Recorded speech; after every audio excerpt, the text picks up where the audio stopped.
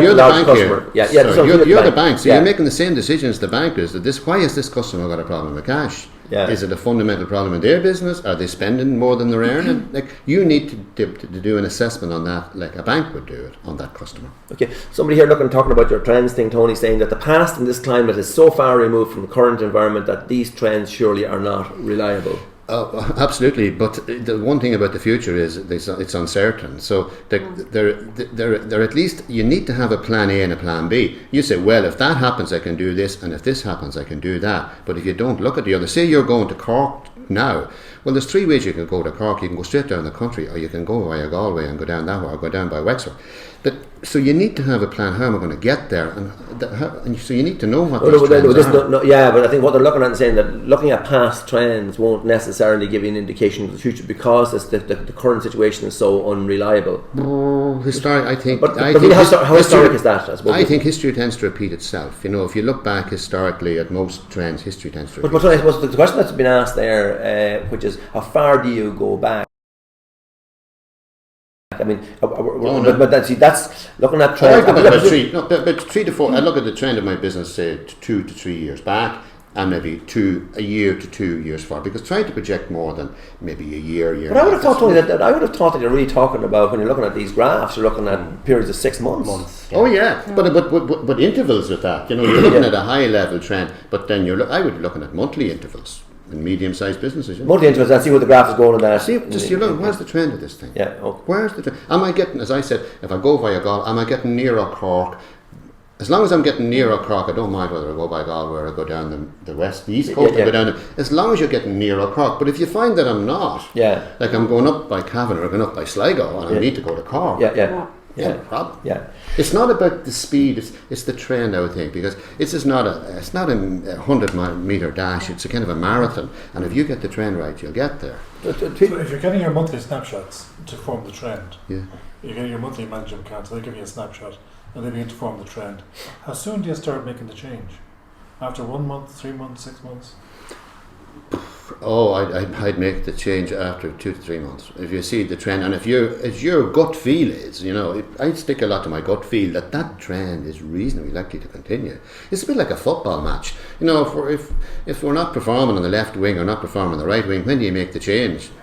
You need to make the change when you have enough time. You need to make these changes when you're reasonably strong. You're making all those changes. If you're managing the business, you're making all those changes as you go along anyway. You should make. I think ideally you'd be making changes and people don't notice you're making the changes. It's a bit like you look at a photograph of yourself 10 years ago and look at one today and you say, "Holy God!" but you don't know the changes. How did you get so good looking at 10 years? And then you had the fact that you had to dye your hair grey as well.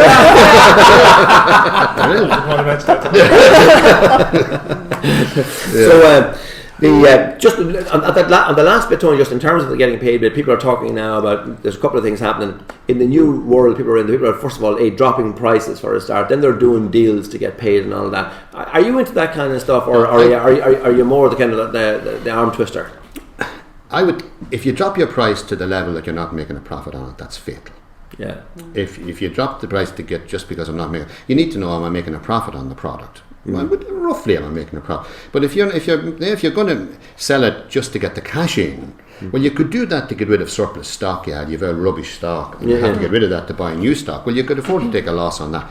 But if you make something and you know you're making a loss on it, well, you're just going to kill yourself. You're going to add to your sleepless nights. Okay, in terms then of doing deals with customers, you know, and all that, you know, that's, people are talking about that at the moment, you know. How do you mean doing deals in terms of giving them special credit terms, and then after that, then perhaps, you know, if you pay me early, I'll give you a certain amount off. You know, all that kind of stuff's going on at the minute. Are you into that at all? Yeah, certainly. Absolutely, cash is king. You see, profit isn't a figure that's made up by assumptions on accounts, some actuals and some assumptions, like really the value of the closing stock. And like, have we counted our closing stock? Have we really counted it? Are we sure that closing stock is there and that we could get that for it? So, yeah.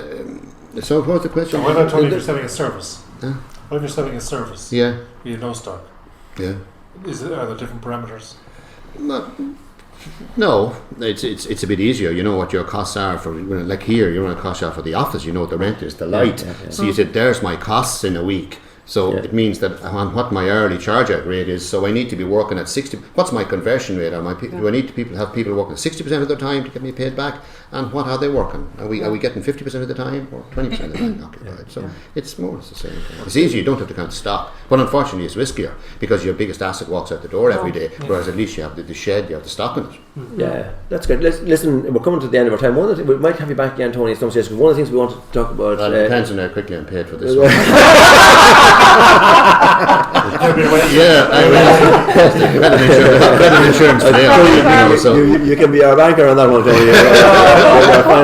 We might like to talk some stage about the notion, for companies, large or small, about having, particularly if you get into a new situation, about having non-executive directors, because that's an issue. Some people think they're too small to have them. Some people think they don't need them, and there are pros and cons. But it's you're on that circuit at the moment, and you know it very well. It's one of the areas we might want to cover. So look, before we go, just to say that a couple of things. Last week we were talking about the fact that some people had been on to us to know would we go out and share a breakfast with them and talk about their own issues, and then we would, on the basis of that, we'd see whether there was business in it for all of us in project managing a particular change for them, whatever. So we've had a very good response to that. So not much time left on that. If anybody wants to just see, we consider it, because we can't obviously do it for every company, and some people are more suitable than others for it.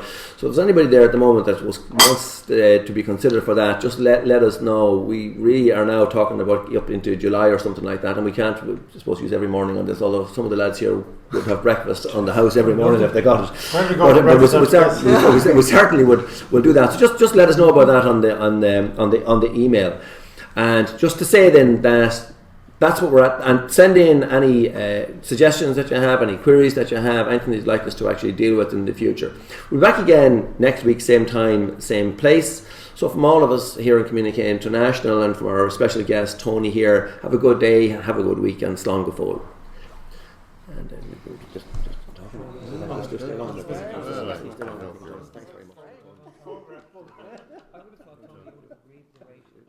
I didn't agree to it in advance. No, unfortunately. No, I forgot that. I was too stressed.